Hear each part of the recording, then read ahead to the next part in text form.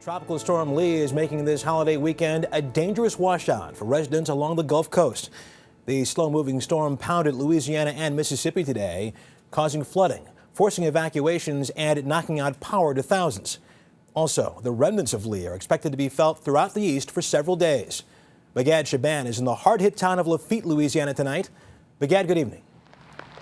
Well, good evening, Russ. And Russ, the bayou here continues to rise, but what may actually help prevent water from coming in may just be water itself. These giant tubes are filled with it, and officials hope it'll serve as a flood wall for the storm that's still far from over.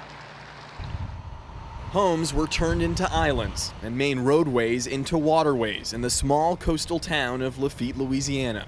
With a mandatory evacuation in effect, only high water rescue trucks are being allowed into the heart of the community. For Dorothy Selby, it was her chance to escape when the waters began seeping into her trailer. You were trapped, essentially. Yeah, we couldn't get out.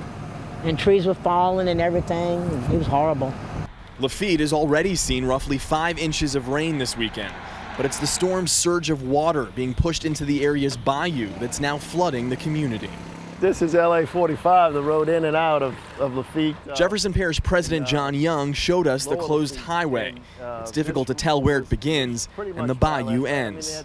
Biggest concern is tidal surge and the wind. You can see the wind coming at us. But in metropolitan New Orleans, it's very much the rain that's cause for concern, flooding low-lying areas on and off since late Friday. The message today is that we are not out of the woods. Notwithstanding the fact that the sun was shining about a half an hour ago, it is not now. Here, massive pumps are working to pull floodwaters from New Orleans. It takes the water out of the streets. It prevents localized flooding. It's one of 3 main pumping stations in the city built by the Army Corps of Engineers after Hurricane Katrina, taking excess rainwater from the city's canals and dumping it into nearby Lake Pontchartrain. Steel gates at each site then shut to prevent any water from rushing back into the city. But low-lying Lafitte falls outside that protection, Dorothy Selby's trailer included. Well, I hope to go back home there again and stay. I like it out here. I love it out here in Lafitte. You'd never leave.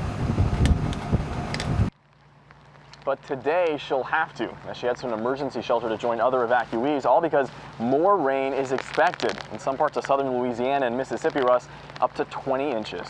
Bigad Shaban in Lafitte, Louisiana. Thank you.